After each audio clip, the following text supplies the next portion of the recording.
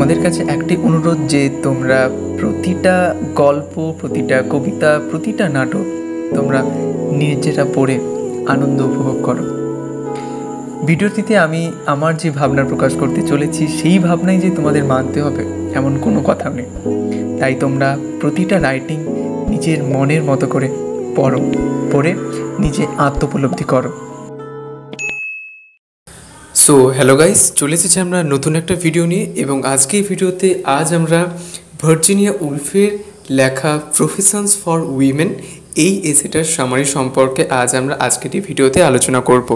তাই জন্য আজকের এই ভিডিওটা কিন্তু খুবই গুরুত্বপূর্ণ হতে চলেছে, তাই তোমরা শেষ পর্যন্ত কিন্তু অবশ্যই দেখতে থাকো।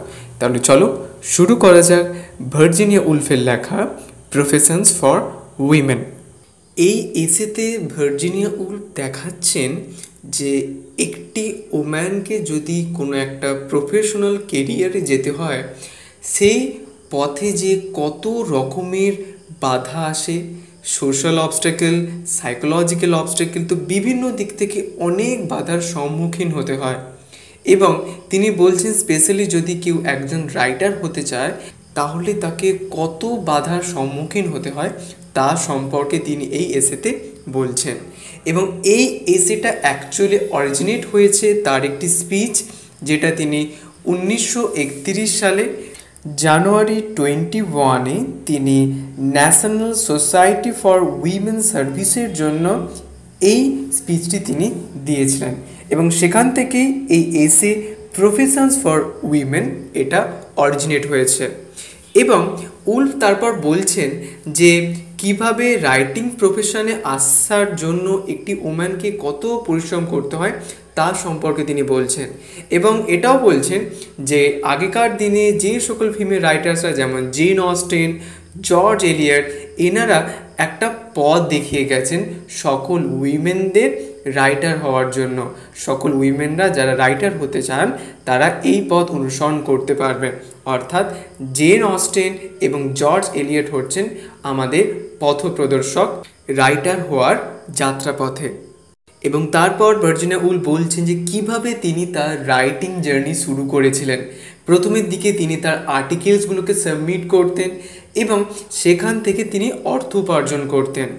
এবং তিনি বলছেন যে আমার প্রয়োজনের তুলনায় আমি একটি পার্সিয়ান ক্যাটের ওপর আমি আমার অর্থগুলো স্পেন্ড করেছিলাম।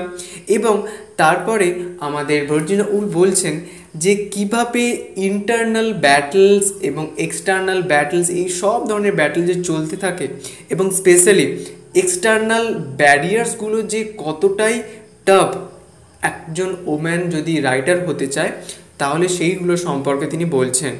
এবং তিনি একটি টাইটেল সম্পর্কে বলছেন যেটি কোভেন্ট্রি প্যাটমোরসের লেখা একটি কবিতা রয়েছে, the Angel in the house. এবং এখানে হাউসের মধ্যে অ্যাঞ্জেল বলতে একটি ওম্যানকে বোঝানো হচ্ছে। এবং প্যাট্রিয়ার্কাল সোসাইটিতে বা পিতৃতান্ত্রিক সমাজে সব উইমেনদের মনে করা হয় তারা অত্যন্তই সাবমিসিভ, তারা অত্যন্তই ডোমেস্টিক, এবং তাদের জীবন সবসময় মেনদের কথায় পরিচালিত হবে। কিন্তু এখানে ভার্জিনিয়া উলফ বলছেন যে আমাদেরকে এই kill the Angel in the house, এবং এই বাড়ির মধ্যে যে অ্যাঞ্জেল সেটাকে আমায় মেরে ফেলতে হবে। অর্থাৎ প্যাট্রিয়ার্কাল সোসাইটি তৈরি করার যে নিয়মটি শুরু হয়েছে তাকে আমাদের মেরে ফেলতে হবে যদি আমাদের অন্তরের মধ্যে যেটা হওয়ার ইচ্ছা সেটাকে যদি আমরা ফুলফিল করতে চাই।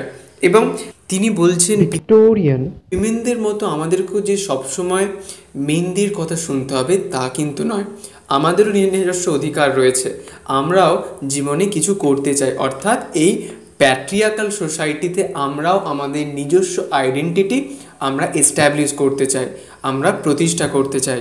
এবং অবশেষে ভার্জিনিয়া উলফ বলছেন যে উইমেনরা তারা যদি কোনো রকম তাদের নিজস্ব পার্সোনাল প্রফেশনে যেতে হয় তাহলে কিন্তু অনেক সমস্যা আসবে। সেই সমস্যায় ভয় পেলে চলবে না, আমাদেরকে সেই সমস্যার সম্মুখীন করে আমাদের যাত্রাপথ চালিয়ে রাখতে হবে। এবং কোনো রকম কোনো সোসাইটাল এক্সপেকটেশন বা ব্যারিয়ার আমরা মানব না। এবং তাই জন্যই বলছে যে আমরা যদি আমাদের প্রফেশনাল ফ্রিডম পেতে চাই তাহলে আমাদের কি করতে হবে, they will furnish and share their metaphorical rooms of their on.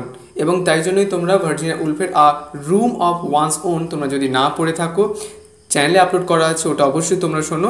সেখানে তিনি অ্যাকচুয়ালি যেটা বলছেন যে প্রতিটা উইমেন রাইটারদের তাদের নিজস্ব একটি কমফোর্টেবল প্লেস দেওয়া উচিত তাদের রাইটিং জার্নিকে খুব সুন্দরভাবে তৈরি করার জন্য।